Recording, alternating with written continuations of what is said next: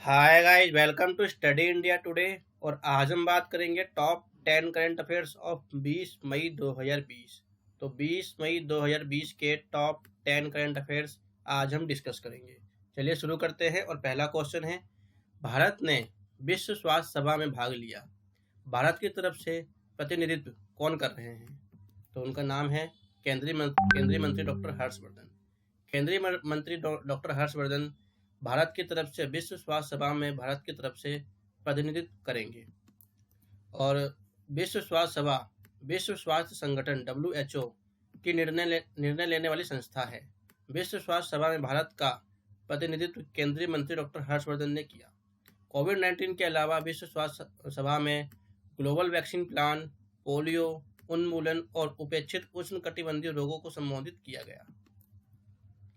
चीन और कोविड-19। लगभग 120 देशों ने कोविड-19 की उत्पत्ति के बारे में चीन से जांच कराने का प्रस्ताव का समर्थन किया है। ऑस्ट्रेलिया प्रधानमंत्री स्कॉट मॉरिसन ने कोविड-19 पर जांच शुरू की, हालांकि चीन ने इसका विरोध किया। भारत की अध्यक्षता। इसके साथ ही भारत को विश्व स्वास्थ्य सभा के कार्यकारी बोर्ड के अध्यक्ष के रूप में चुने जाने की उम्मीद है। भारत जापान का स्थान लेगा। अंतर्राष्ट्रीय स्वास्थ्य विनियम समिति। सदस्य देशों ने विश्व स्वास्थ्य फॉर एनिमल हेल्थ के साथ खाद्य और कृषि संगठन के साथ मिलकर काम करने पर सहमति व्यक्त की है। यह समिति संभावित होस्ट का पता लगाने के लिए वायरस का संचारण मार्गों पर काम करेगी। यह समिति ऐसे समाधानों की तलाश करेगी जो भविष्य में किसी तरह की महामारी के प्रकोप को रोकने में मदद करेंगे। और इस सभा में भारत का प्रतिनिधित्व केंद्रीय मंत्री डॉक्टर हर्षवर्धन ने किया। उन्होंने कोविड-19 के खिलाफ लड़ने के लिए भारत द्वारा उठाए जा रहे विभिन्न उपायों का सूचीबद्ध किया गया है। और विश्व स्वास्थ्य सभा विश्व में सर्वोच्च स्वास्थ्य नीति स्थापित करने वाली संस्था है।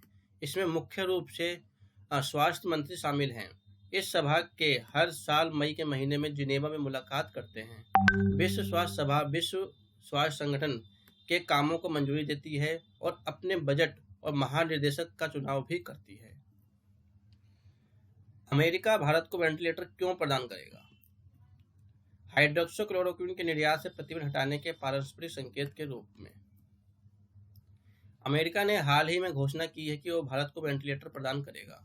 इस घोषणा को भारत द्वारा मलेरिया रोगी दवा हाइड्रोक्सीक्लोरोक्विन के निर्यात से प्रतिबंध हटाने के पारस्परिक संकेत के रूप में देखा जा रहा है। और हाइड्रोक्सीक्लोरोक्विन भारत ने हाल ही में HCQ यानी कि हाइड्रोक्सीक्लोरोक्विन HCQ दवाओं के निर्यात पर प्रतिबंध हटा दिया है। और इससे अमेरिका को काफ़ी हद तक फायदा हुआ। अमेरिका कोविड-19 से सबसे अधिक प्रभावित देशों में से एक है। इसके बाद लगभग 50 मिलियन हाइड्रोक्सीक्लोरोक्विन टैबलेट अमेरिका को निर्यात की गई थी। और हालांकि हाल के अध्ययनों से पता चला है कि गंभीर रूप से बीमारी रोगियों में दवा की प्रभावकारिता कम है। और फ्रांस और चीन में किए गए एक अध्ययन के अनुसार दवा यादृच्छिक नियंत्रित परीक्षणों में विफल रही। और अमेरिका और चीन दोनों ने अपने राष्ट्रीय दिशा निर्देशों के तहत इस दवा के उपयोग की सिफारिश की थी। भारत में HCQ, भारत में hydroxychloroquine. ICMR, Indian council of medical research ने प्रोफाइलेक्टिव उपचार में दवा की सिफारिश की थी। WHO में हाइड्रोक्सीक्लोरोक्विन। WHO विश्व स्वास्थ्य संगठन द्वारा किए जा रहे 4 मेगा परीक्षणों में से एक HCQ को भी शामिल किया गया है, यानी कि हाइड्रोक्लोरोक्विन को भी शामिल किया गया है। इसमें हाइड्रोक्सीक्लोरोक्विन, लोपिनेर और रिटोनिवेर और लोपिनेर और रिटोनिवेर के साथ इंटरफेरन और रेमडेसिविर को भी शामिल किया गया है। भारतीय वायुसेना ने किन 3 प्रमुख परियोजनाओं को स्थगित किया? तो 18 मई 2020 को भारतीय वायुसेना ने प्रमुख RKS भदौरिया ने घोषणा की है कि वायुसेना 8,000 करोड़ रुपए के 3 मुख्य परियोजनाओं को स्थगित कर रही है। ऐसा इसलिए किया जा रहा है क्योंकि केंद्र सरकार मेक इन इंडिया पर जोर दे रही है। वर्तमान में भारत सरकार ने स्वदेशीकरण के पर काफी बल दिया है। मुख्य बिंदु: प्रधानमंत्री मोदी ने हाल ही में आत्मनिर्भर भारत अभियान की शुरुआत की है, जिसके तहत भारत ने कई सुधार किए हैं। इसमें रक्षा उत्पादन और स्वदेशीकरण भी शामिल है। इससे हासिल करने वाले सरकार कुछ उत्पादों के आयात पर प्रतिबंध लगाएगा। परियोजनाओं के बारे में: इन स्थगित परियोजनाओं में यूनाइटेड किंगडम से 20 अतिरिक्त हॉक प्लेन, अमेरिका से 30 जैगुआर लड़ाकू विमान और 38 ट्रेनर विमान खरीदने की योजना शामिल है। विकल्प: विदेशों में इन लड़ाकू विमानों को प्राप्त करने के बजाय भारतीय वायुसेना को HAL हिंदुस्तान एयरोनॉटिकल लिमिटेड का समर्थन करेगी। IAF इंजन से संबंधित उन्नयन के HAL सहायता लेगा और साथ ही स्विट्जरलैंड में पिलातूस बुनियादी प्रशिक्षण विमान खरीदने की योजना भी खत्म कर देगा। यह परियोजना 1000 करोड़ रुपए की थी। इसे हटा दिया गया है क्योंकि HAL ने पहले ही HTT-40 ट्रेनर विमानों को विकसित कर लिया है।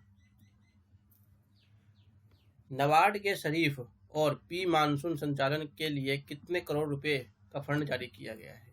तो यह है 20,500 करोड़ रुपए। 8 मई 2020 को national bank of agriculture and rural development NABARD ने 20,500 करोड़ रुपए जारी किए हैं। ये फंड सरकारी बैंकों और क्षेत्रीय ग्रामीण विकास बैंकों RRB के लिए फंड लैंडिंग संस्थानों के रूप में कार्य करेगा। मुख्य बिंदु: खरीफ संचालन में किसानों की मदद करने के लिए उनकी प्री मानसून तैयारियों के लिए ये धनराशि जारी की गई है। आवंटित राशि में 15,200 करोड़ रुपए सरकारी सहकारी बैंकों के माध्यम से 5,300 करोड़ रुपए और RRB के माध्यम से प्रदान किए जाएंगे। भारतीय मौसम विभाग ने हाल ही में ये घोषणा की है कि भारतीय मानसून 5 जून से शुरू होगा। इसलिए धनराशि जारी करने के लिए किसानों को RRB और सहकारी बैंकों में ऋण प्राप्त करने में मदद मिलेगी। किसान क्रेडिट कार्ड: बैंकों ने किसान क्रेडिट कार्ड योजना शुरू की है और लॉकडाउन के महीने के दौरान किसानों को लगभग 12 लाख नए क्रेडिट कार्ड प्रदान किए गए। यह योजना 1998 में शुरू की गई थी और इसका उद्देश्य किसानों को पर्याप्त ऋण सहायता प्रदान करना है और 2004 में इस गैर कृषि गतिविधियों के लिए बढ़ावा दिया गया था। इस परियोजना को RRB, वाणिज्य बैंकों, लघु वित्त बैंकों और सहकारी संस्थाओं द्वारा कार्यान्वित किया जा रहा है। आत्मनिर्भर भारत अभियान: यह ध्यान दिया जाना चाहिए कि हाल ही में PM मोदी द्वारा शुरू किए गए आत्मनिर्भर भारत अभियान नबार्ड के लिए 30,000 करोड़ रुपए आवंटित किए गए थे।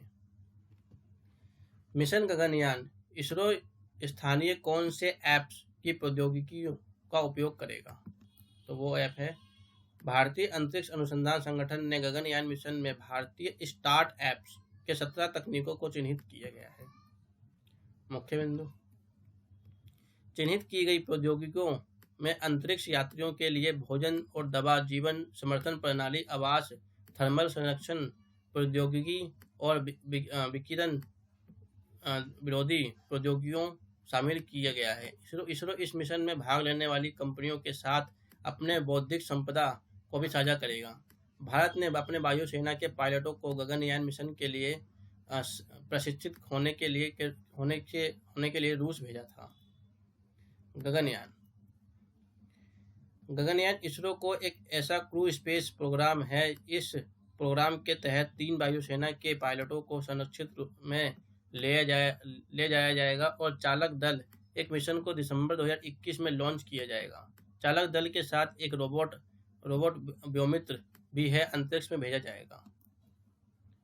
पृष्ठभूमि: गगनयान मिशन की शुरुआत 11वीं पंचवर्षीय योजना के दौरान की गई थी। इस मिशन की कुल लागत 124 बिलियन रुपए आंकी गई है।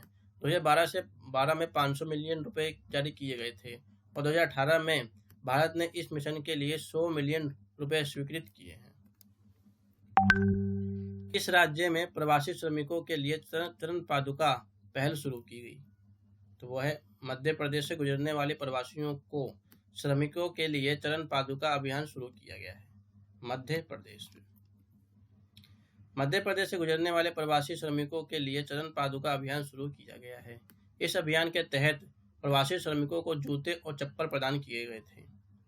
मुख्य बिंदु: चरण पादुका अभियान मध्य प्रदेश के पुलिस द्वारा चलाया जा रहा है।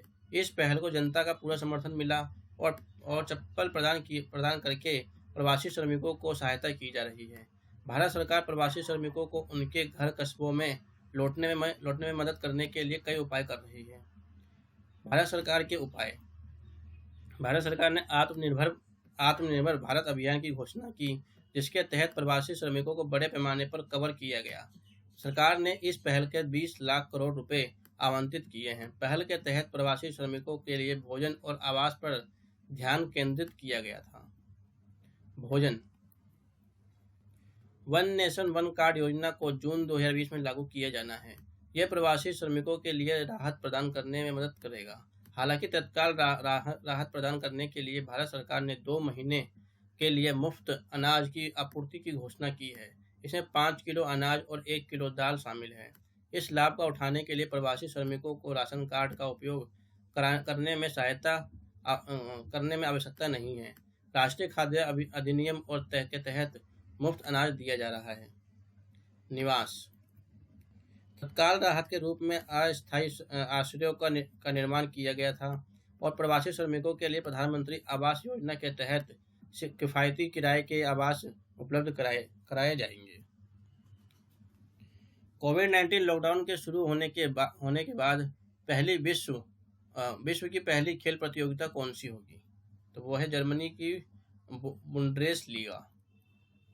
जर्मनी की बुंडेसलीगा कोविड-19 के बाद फिर से शुरू होने वाले दुनिया का सबसे पहला प्रमुख खेल आयोजन बन गया है। मुख्य बिंदु: हालांकि खेल स्पर्धाएं शुरू हो रही हैं लेकिन उन्हें उसी तरह खेला नहीं जाएगा। बुंडेसलीगा खेल खाली स्टेडियम से शुरू होगा और सप्ताह में 2 बार खिलाड़ियों को परीक्षण किया जाएगा। खेलों में भाग लेने वाले टीमों को संगरोध के तहत रखा जाएगा तथा टीमों ने अलग अलग समय पर मैदान पर प्रवेश किया गया। बुंडेसलीगा जर्मनी का लोकप्रिय प्रोफेशनल फुटबॉल लीग है। इसकी स्थापना 1963 में की गई थी। इसमें 18 टीमें हिस्सा लेती हैं।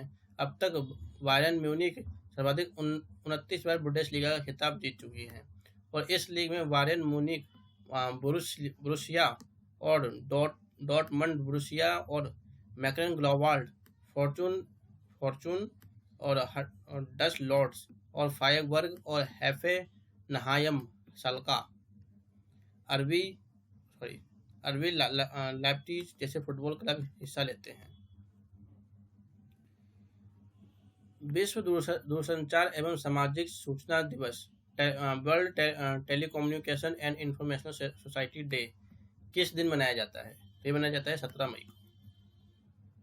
प्रत्येक साल 17 मई को विश्व स्तर पर विश्व दूरसंचार एवं सामाजिक सूचना दिवस, world telecommunication and information society day मनाया जाता है।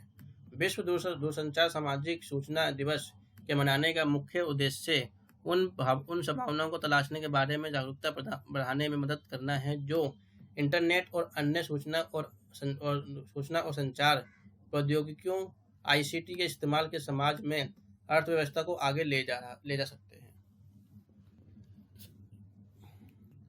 किस राज्य सरकार ने कोरोना वायरस महामारी के मद्देनजर राज्य के सभी जिलों में IPC की धारा 144 3 महीने के लिए बढ़ा दी है? तो वो है छत्तीसगढ़। छत्तीसगढ़ सरकार ने राज्य में कोरोना वायरस के बढ़ते मामले को देखते हुए CRPC की धारा 144 की अवधि अगले 3 महीनों तक के लिए बढ़ा दी है। राज्य के सभी कलेक्टरों ने वर्तमान स्थिति में कोरोना वायरस फैलने की आशंका जताई है। छत्तीसगढ़ सरकार ने बताया है कि राज्य में संक्रमण बचाव के लिए काफी जिलों में निषेध अवधि धारा 144 3 महीनों तक के बढ़ाने का फैसला लिया गया है। वहीं छत्तीसगढ़ सरकार ने कोरोना वायरस संक्रमण को देखते हुए राज्य के सभी रेस्टोरेंट, होटल और बार 31 मई तक बंद रखने का फैसला किया है। विश्व स्वास्थ्य संगठन WHO की 73वीं 2 दिवसीय वार्षिक विश्व स्वास्थ्य सभा का आयोजन किस शहर में किया जा रहा है? तो ये किया जा रहा है जिनेवा में। विश्व स्वास्थ्य सभा में कोविड-19 से संबंधित मुद्दों पर निष्पक्ष जांच हेतु मसौदा प्रस्ताव किया गया था। भारत ने विश्व स्वास्थ्य सभा में कोविड-19 से संबंधित जांच हेतु यूरोपीय संघ और ऑस्ट्रेलिया के नेतृत्व में 62 देशों से गठबंधन का समर्थन किया है। इन 62 देशों में बांग्लादेश, कनाडा, रूस, इंडोनेशिया, दक्षिण अफ्रीका, तुर्की, ब्रिटेन और जापान जैसे देश शामिल हैं। विश्व स्वास्थ्य सभा राष्ट्रों को प्रतिनिधित्व करने वाली प्रतिनिधियों से बना है और विश्व स्वास्थ्य सभा की बैठक नियमित वार्षिक सत्र और कभी-कभी विशेष सत्रों में भी आयोजित किया जाता है। So this is the end of this video. उम्मीद करता हूँ यहाँ से आपको बहुत कुछ जानने को मिला होगा। Thanks for watching. God bless you.